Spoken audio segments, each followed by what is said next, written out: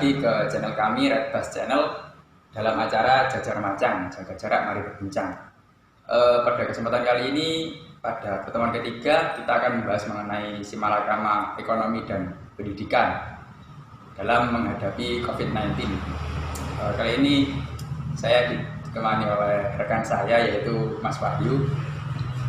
Say hi. Hai.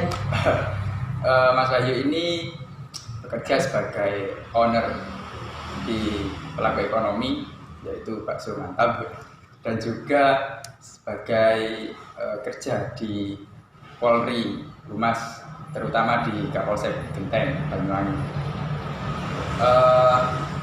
Jadi begini, sebenarnya pandemi COVID-19 ini sudah menjadi keresahan kita bersama, bahwasanya Corona sudah mengubah beberapa aspek dalam kehidupan bermasyarakat kita, seperti ekonomi, pendidikan, kebudayaan, dan juga lain-lain.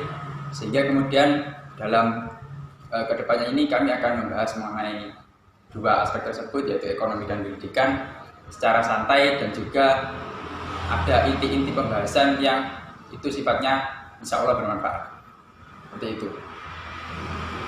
Sudah menjadi, sebenarnya COVID-19 ini sudah menjadi hikmah kita bersama, bahwasanya kita bisa mengambil beberapa hikmah yang bisa kita gunakan dalam kehidupan kita, diantaranya dengan kita lebih menjadi bersih dalam hidup kita, dan juga kita lebih peduli sesama dengan orang-orang yang di sekitar kita, tetangga kita, maupun orang-orang yang sifatnya itu kurang begitu kenal dengan kita. Kemudian membahas mengenai ekonomi, sebenarnya di daerah kami, terutama di Genteng ini, ekonomi masih berjalan dengan cukup lancar. Itu terlihat pada saat pagi hari maupun sore hari di Pasar Genteng itu masih ramai pengunjung, dan juga masih aktifnya beberapa pedagang-pedagang, baik itu sayuran maupun sandang dan lain-lain. Sehingga kemudian dari kami menginginkan adanya dari masyarakat itu mengikuti beberapa anjuran dari pemerintah seperti social distancing dan juga menggunakan masker pada saat melaksanakan aktivitas tersebut. Namun kemudian dalam segi pendidikannya sudah kita ketahui bersama bahwasanya dari beberapa bidang kehidupan, dari TK, SD, SMP, SMA maupun perkuliahan, di situ mengalami adanya perbedaan yang sangat signifikan, yaitu belajar dari rumah. Apapun yang kita lakukan itu belajar dari rumah dan dipantau oleh guru maupun dosen yang mengaku mata pelajaran maupun mata kuliah tersebut.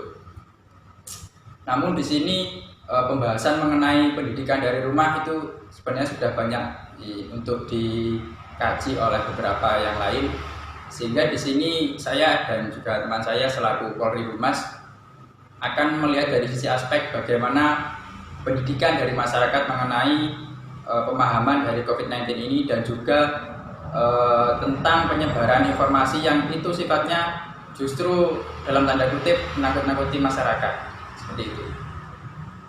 Untuk jelasnya kita akan lebih dalam segmen berikut ini. Untuk pembahasan yang pertama kita akan membahas dari segi aspek ekonomi, yang kali ini oleh teman saya, yaitu Wahyu Trio selaku owner Bakso Mantap. Begini Mas, coba jelaskan secara singkat mengenai awal berdirinya owner dari bakso ini. Kalau usaha bakso itu berdirinya mulai tahun 1980-an, dan itu udah didirikan sama bapak sama ibu saya, orang tua saya. Jadi saya ini meneruskannya mulai ya tahun-tahun baru ini. Jadi saya yang meneruskan usaha orang tua saya. Seperti itu ya. Jadi sebenarnya sudah lama gitu. Iya, sudah lama. Mulai tahun 80-an. Sudah lama 20 tahun. Kemudian dalam menghadapi pandemi COVID-19 ini Mas, saya melihatkan pasti akan banyak mengalami beberapa perbedaan, baik itu dari antusiasme pedagang, dan juga dari antusiasme dari pembeli, terus mengenai mungkin dalam pendapatannya itu pasti terdapat perbedaan. Dengan usaha Mas Wahyu sendiri ini, seperti apa sih dampak perbedaannya? Ya, kalau dampak perbedaannya itu banyak sekali, terutama dari segi pendapatan. Itu menurun drastis. Semula itu bisa 100%, bisa menurunnya itu sampai 20% pendapatan per hari itu. Jadi untuk penurunan itu semua menurun drastis, bukan hanya pedagang seperti saya ini, tapi semua yang di pasar juga menurun seperti itu. Berarti Mas Bayu selaku pelaku ekonomi ini berarti terdapat dampak yang begitu kontras ya dari adanya pandemi COVID ini. Sangat jauh. Baik. Kemudian bagaimana sih dari kiat Mas Wahyu ini, terutama dalam menghadapi antusiasme pembeli yang itu sifatnya mungkin menurun, dan juga bagaimana upaya-upaya dari Mas Wahyu untuk bertahan dalam usahanya ini? Ya, kalau itu gampang, Mas. Setiap ada pembeli itu yang tidak memakai masker, saya akan memberikan satu masker yang itu masker kain. Dan setiap pembeli yang makan di situ saat berkumpul itu kami ingatkan untuk supaya tidak berlama-lama di situ, supaya cepat pulang untuk memutuskan rantai penyebaran COVID-19.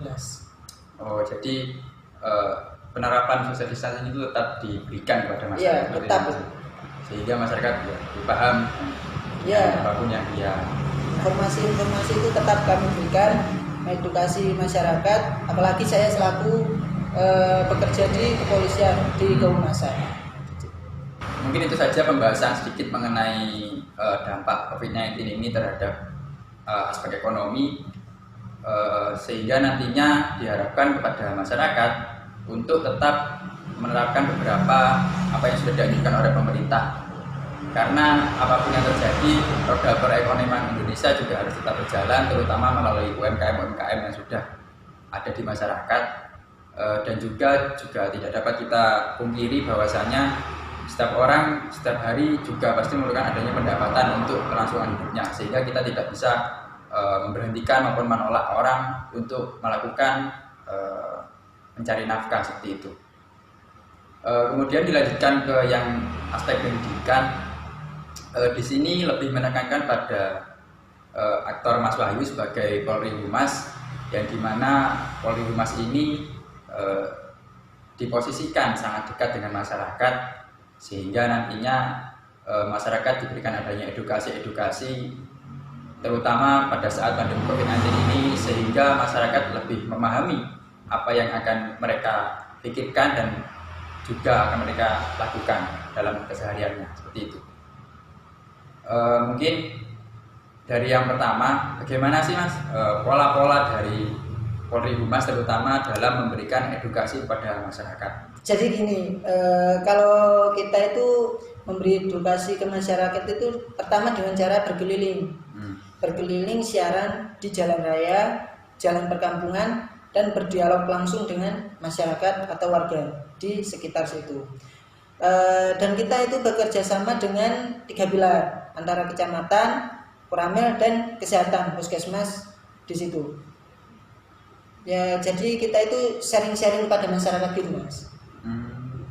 Untuk dari segi penerapan COVID-19 ini ya, dalam pemberantasan COVID-19, untuk aspek tadi mengenai dari sisi kesehatan itu, apakah rumah sakit juga ikut berperan selain dari puskesmas? Oh, itu pasti.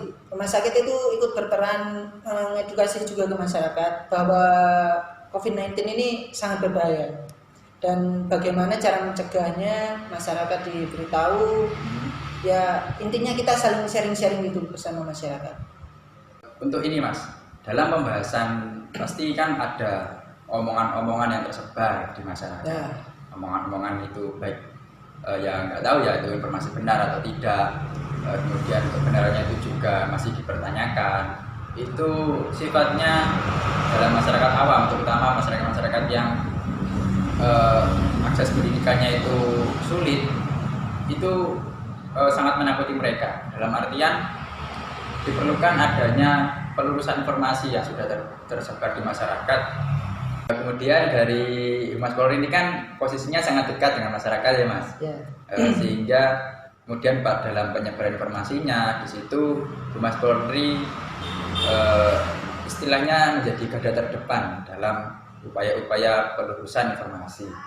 Lalu apa sih upaya-upaya dari Humas Polri untuk menepis berita hoax yang sudah beredar di masyarakat? Oke, jadi untuk garda terdepan di masyarakat itu bukan Humas, melainkan Babin Kamtibmas sama Babinsa. Mereka yang berterjun langsung di masyarakat atau warganya masing-masing. Setiap desa kan pasti ada Babinsa sama Babinmas.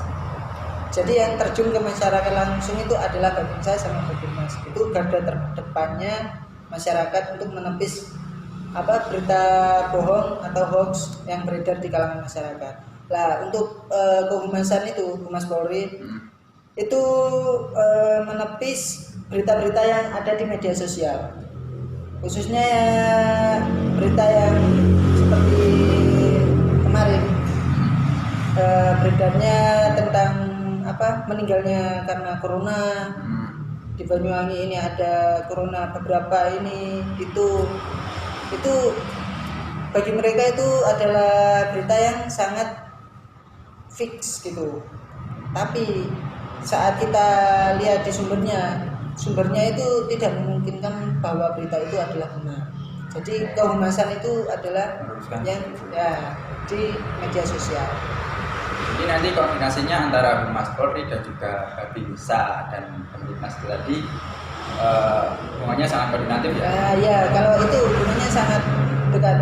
Apalagi jika kehumasan itu mendapatkan berita di sosmed atau di story WhatsApp, Instagram, Facebook itu yang ada di masyarakat, ada yang gimana berita miring gitu. Jadi kita langsung bekerja sama dengan Babinmas supaya mereka memberikan edukasi ke masyarakat bahwa berita ini adalah hoax. Iya, soalnya sering sekali beredar di masyarakat itu baik itu stigma maupun dari berita-berita yang berkembang di omongan dari masyarakat itu kurang lebih itu sangat memberikan masyarakat ini menjadi takut dan juga menelan mentah-mentah berita yang sebenarnya itu kevalitannya perlu dipertanyakan lagi seperti itu. Ya kan masyarakat itu gimana ya, jika ada berita apalagi sekiranya itu benar, mereka pasti langsung menyebarkannya tanpa melihat sumbernya dulu. Ya seperti itu masyarakat. Ya semoga dari Mas Polri dan juga Babinsa ini tetap menjaga kestabilan dari masyarakat. Terus kemudian apa yang sudah dilakukan tadi kan sudah membentuk sebuah skema bahwasanya yang menjadi garda terdepan dari masyarakat itu dalam Babinsa dan Kamtibmas.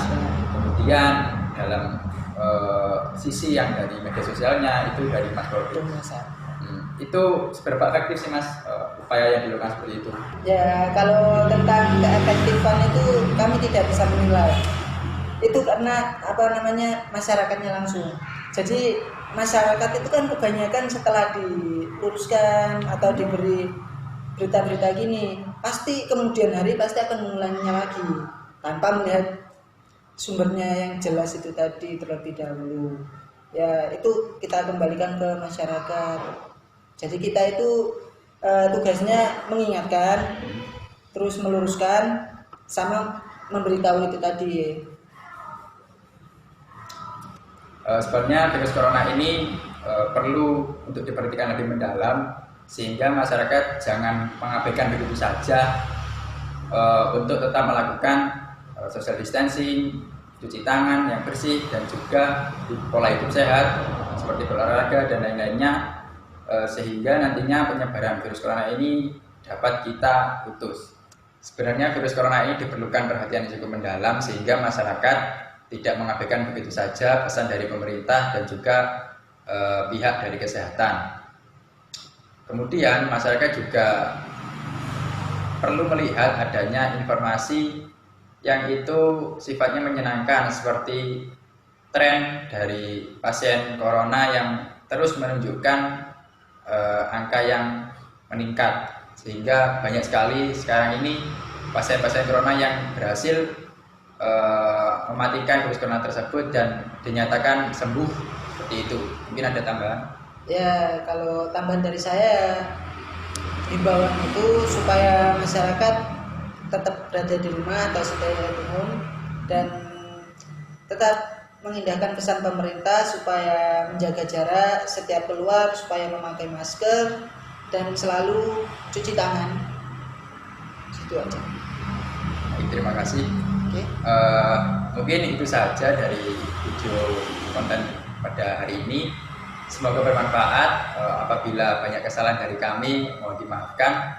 Pada akhirnya konten ini juga bekerja sama dengan Gus Durian Jember dan juga Gus Durian Peduli. Selain itu juga bekerjasama dengan beberapa organisasi-organisasi kemanusiaan, terutama di Kabupaten Jember.